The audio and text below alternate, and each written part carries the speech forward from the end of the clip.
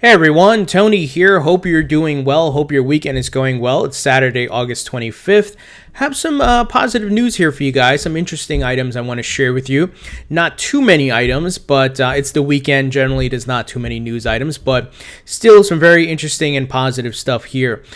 First, just want to take a look at the market. We are still moving sideways. You guys may have noticed this. The market just continues to move sideways. We've stopped that downward trend that we had. And honestly, this is just my opinion. I could be wrong, but just looking back at the data going back to earlier this year, I think we've bottomed out a bit already, where Bitcoin, was below 6,000 in the 5,000s. And I think it's just going to move sideways until I believe late September into October, when I believe personally that we're going to see the start of a bull run, just similar to what we saw last year. And of course, this time around, it will be bigger because there's a lot of more institutional money lining up to put their money into the market.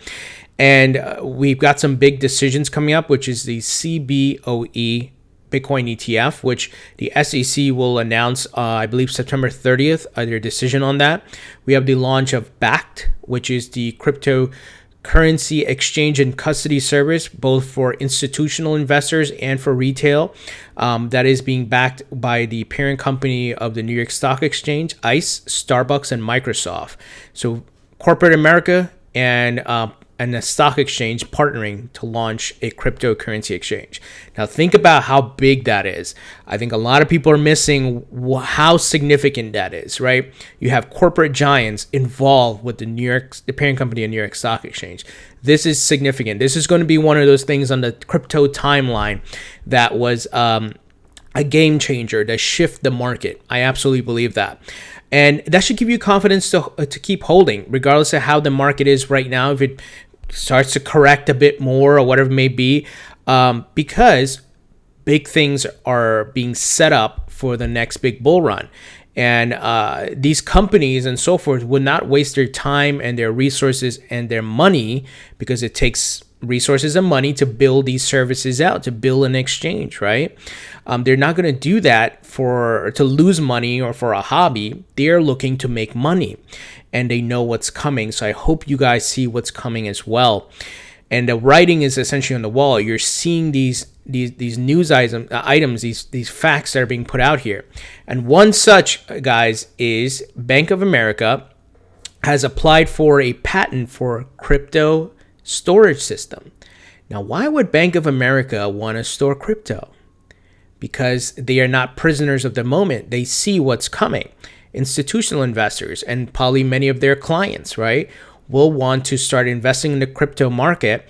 And a big part of big money wanting to invest in the market is to make sure they have assurance and safety and security where they can store their crypto, where you have these big companies, big banks and institutions providing custody service. And we've seen Coinbase itself, the crypto exchange, offering this, and Bakkt is going to offer it. And there are many other exchanges that are looking to do this, and many other companies. So some details here. In another sign that financial giants are starting to move into the cryptocurrency space, Bank of America, the second biggest bank in the United States, has applied for a blockchain patent for the secure storage of cryptocurrencies.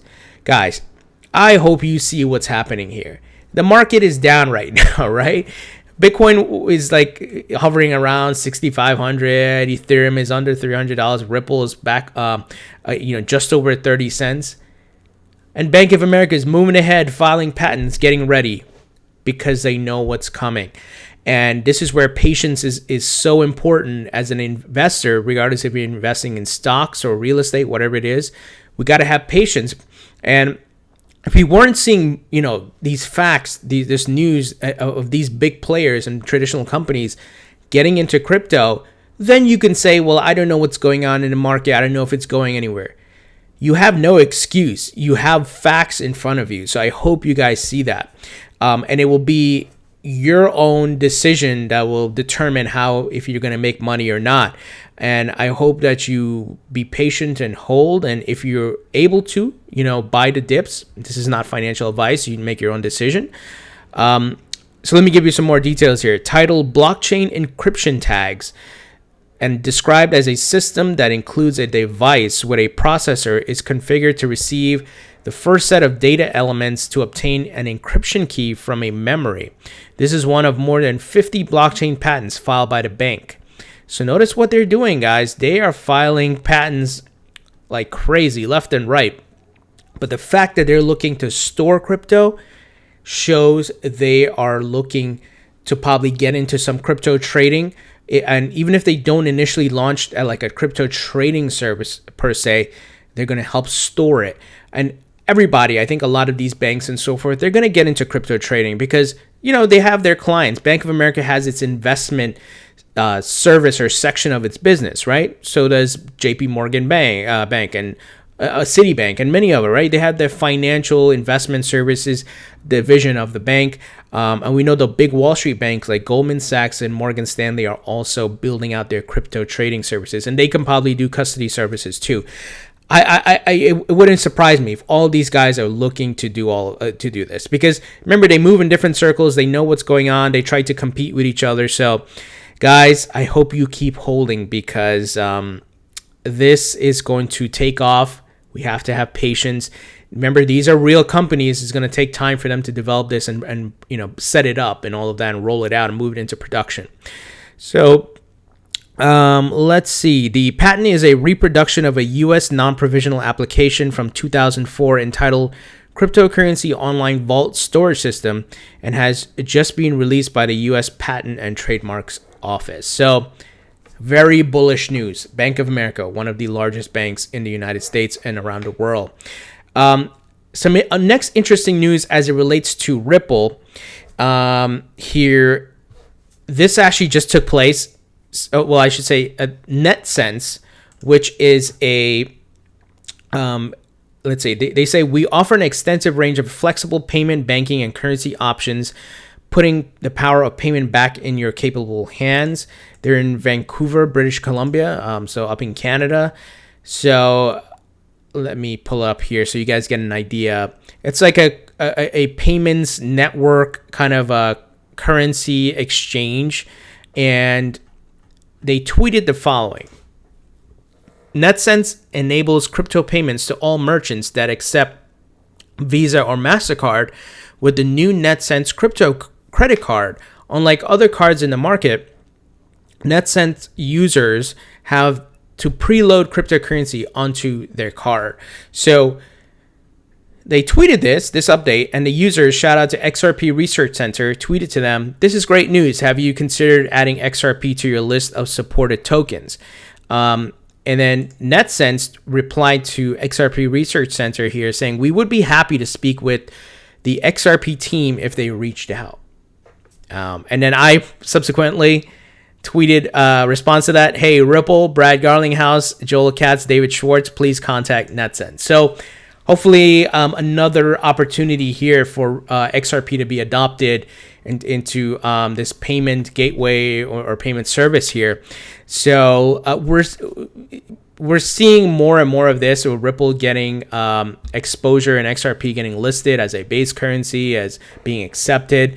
So it's slowly but surely happening. So I want to share that with you guys, that this could potentially happen soon.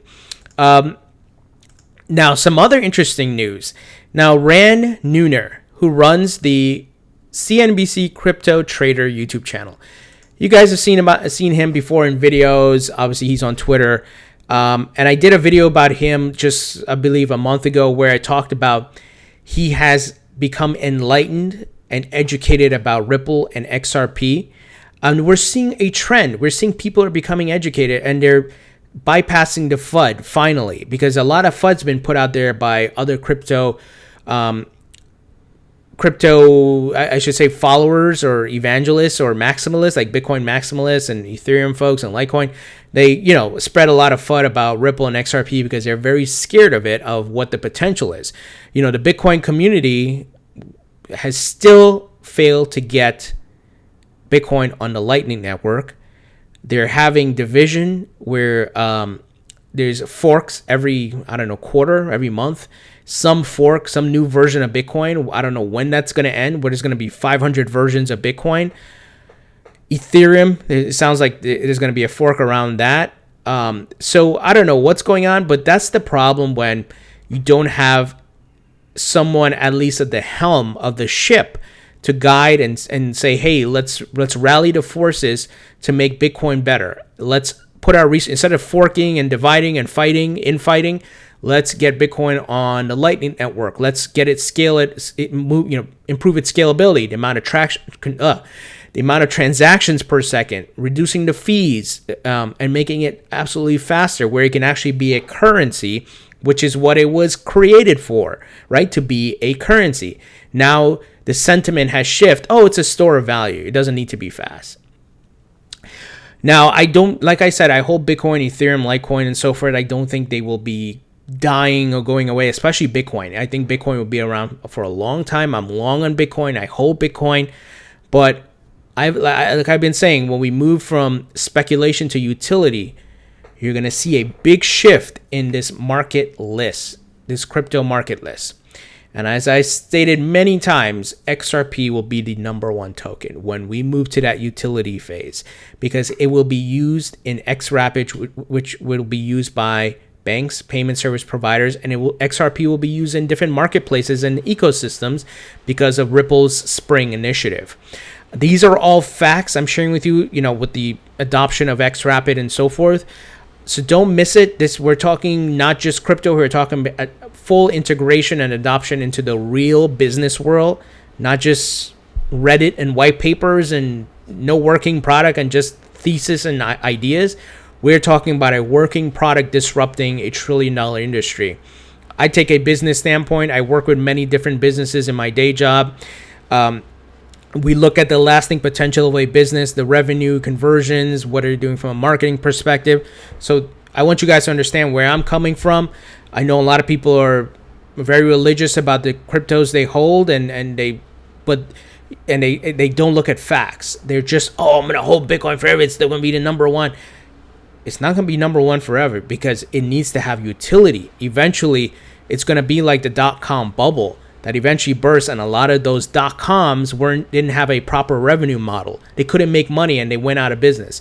Now there were winners and people who came out who actually had solid business ideas and setups, like your Amazons, your Googles, your eBays, and so forth, right? But there was a lot of BS and they weren't doing anything. It's very similar to these ICOs. White paper, sure.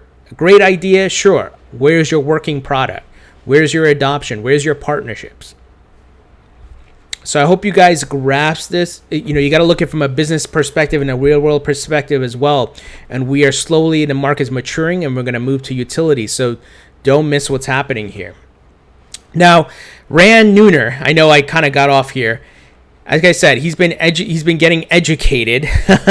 So let me move my speaker here. I'm going to play the video. So what he had to say recently in his video that was published yesterday about Ripple. So he had a whole video about the end of the bear market, blah, blah, blah. But it's very interesting how his tone and the things he's saying has changed.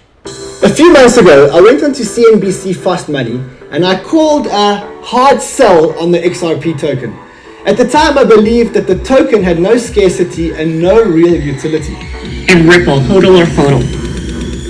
Ripple, I'm throwing in the garbage. In the garbage? You can't even say hodl, you're saying Oops. garbage. That's We need new animation. Hodl. Why in the garbage? Because I've been researching the Ripple token, the XRP token, for a long time. Let me just make a differentiation. Ripple, the company, one of the best companies I know.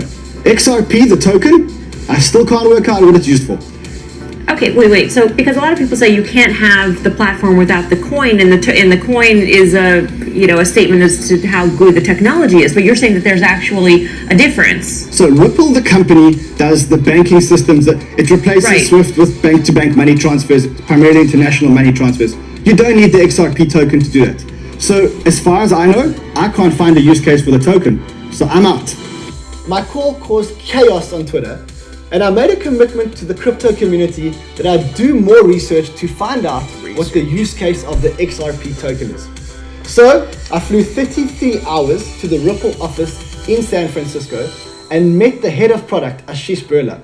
Asheesh, we met earlier this year at the Ripple offices in San Francisco, and we had a great discussion about Ripple and the XRP token. Let's fill our viewers in on that discussion and settle the debate once and for all and clarify the controversy around the XRP token and the Ripple company.